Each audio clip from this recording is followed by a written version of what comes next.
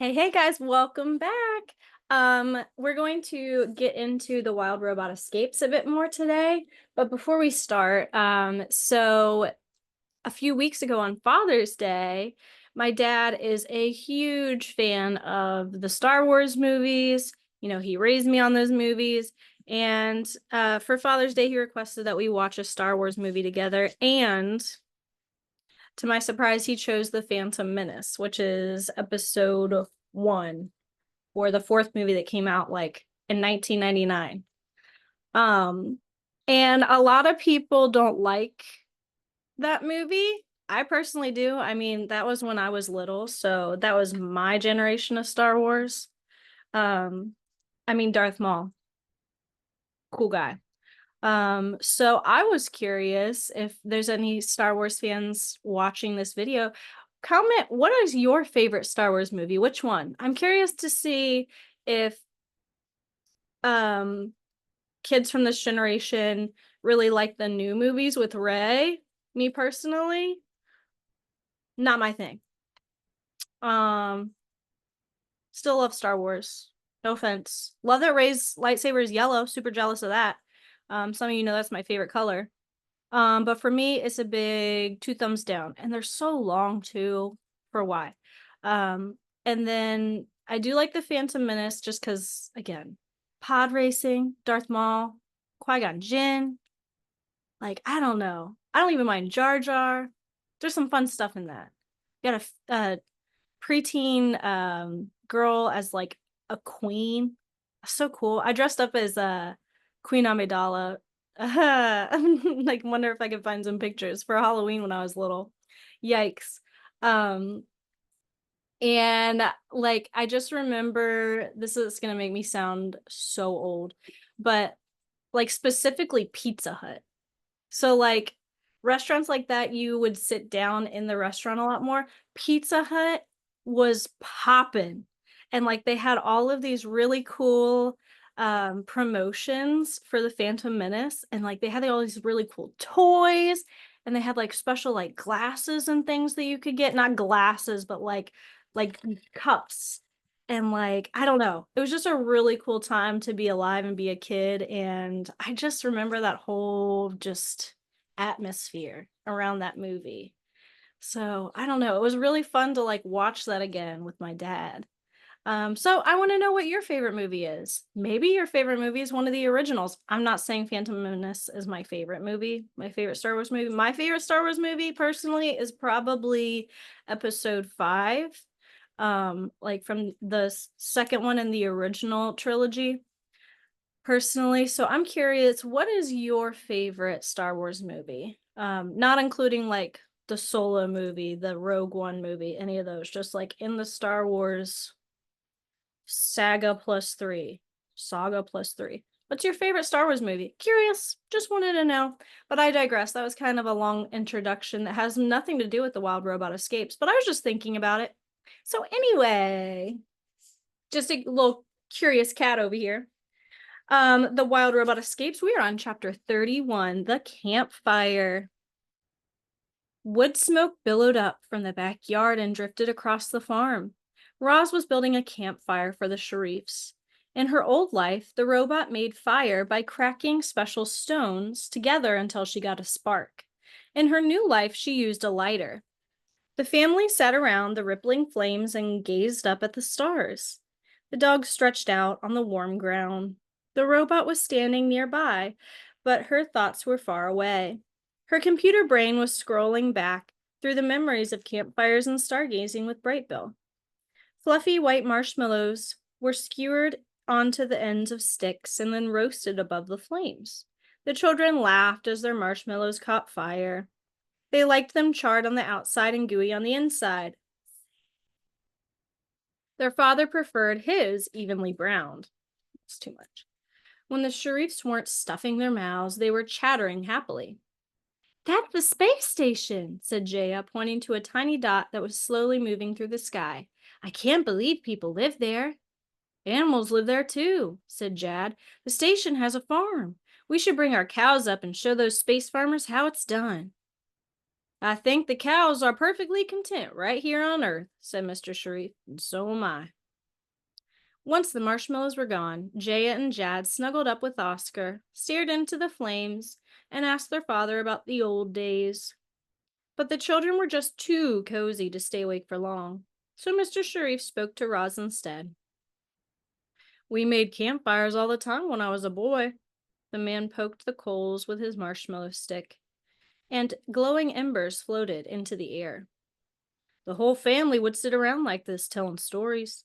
We had a nice life here, but then my brother and sister moved to the city. My parents got old, and everyone expected me to take over the farm. I couldn't run this place by myself, he went on, so I hired Jamila.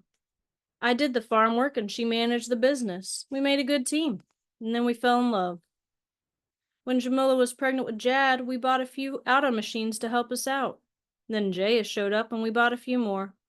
If I'd known one of those machines would be the death of her. The farmer's voice trailed off. Roz wanted to know more about Jamila and about Mr. Sharif and about the rest of his family, but a normal robot wouldn't ask personal questions. So she kept her questions to herself and dropped another log on the fire. Chapter 32, The Old Barn. Long ago, Hilltop Farm was a very different place. Stella's having dreams in her bed under the table. Do you have a pet that ever has dreams and just kind of wiggles and makes noises? Oh, it's so sweet. Long ago, Hilltop Farm was a very different place. The original farmers grew vegetable gardens and fruit orchards, and they raised chickens and sheep and goats. The farm had changed a lot since then, but there were still signs of its past. Low stone walls lined some of the fields. A rusty tractor sat in the weeds. And hidden within a densely wooden grove was the old barn. The barn hadn't been used in generations. Over the years, trees had quietly grown up around it and moss spread across its roof. But the barn was still strong and solid, and Roz wanted to take a look inside. The big barn door screeched along its rails. "Hello?" said the robot, peering into the darkness. "Is anyone here?" Oh, sorry, just hit the mic. Hopefully you can see that. Oh, no, you couldn't. There you go. A mouse squeaked and scurried out of sight, and then Roz had the barn to herself. She stepped through the doorway and switched on her headlights. The vast interior was crisscrossed with thick wooden beams. Stairways and ramps led up to the lofts and platforms. Lanterns hung from hooks on the walls. Old-fashioned farm equipment lay here and there. The barn still had the faint smell of farm animals, even though none had lived there in ages. A large trunk sat on a work table covered in dust.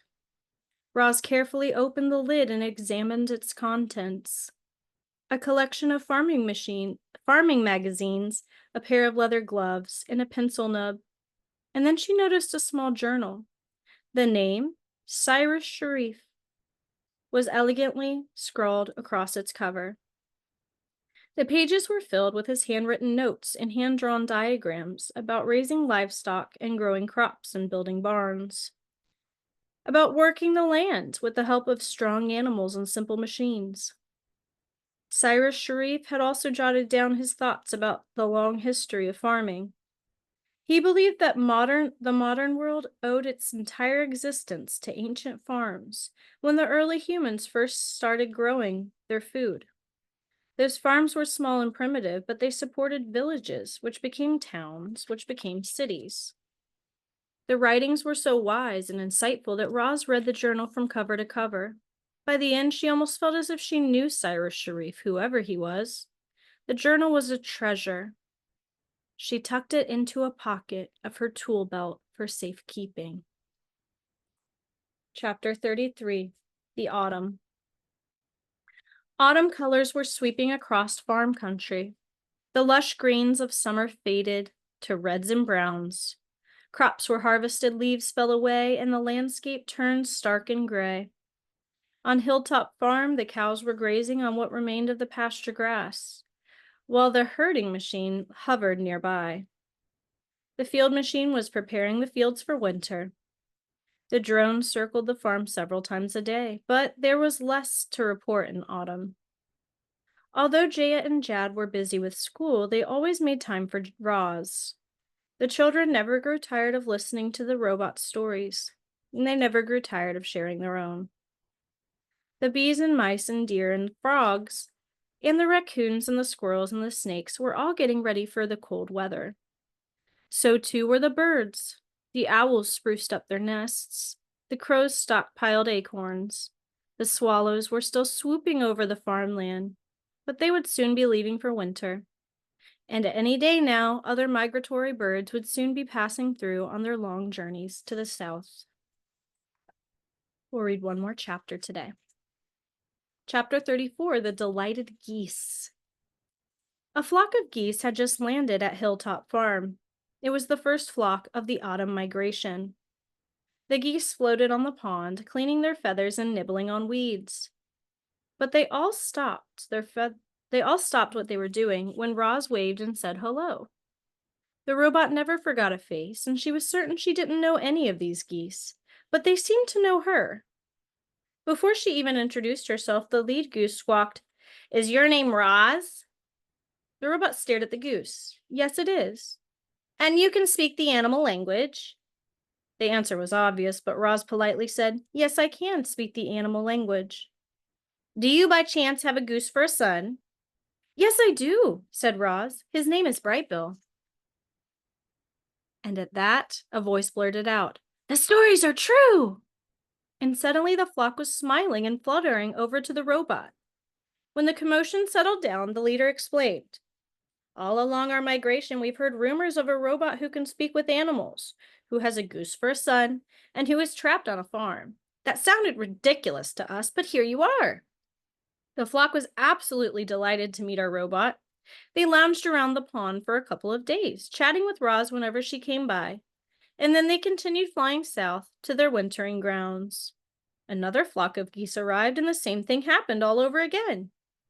Roz welcomed them, and they were delighted to meet the legendary robot.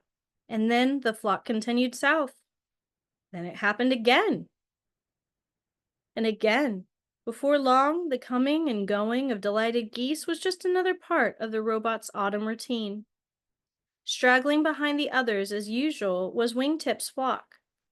When Roz saw them splashing onto the pond, she felt something like hope that they might have news of her son. Sadly, the geese had no news to report, and as the flock took off and left Roz behind, she began to question whether she'd ever see Brightbill again. All right, that is our read aloud of The Wild Robot Escapes today. If you're watching this the same day that this video releases, then it is the 4th of July. So if you are in America, happy Independence Day. Eat lots of barbecue foods. Enjoy your picnics with families and friends. Have fun. Be safe with those sparklers and fireworks and firecrackers. And I hope to see you next time. Have a great day. Goodbye.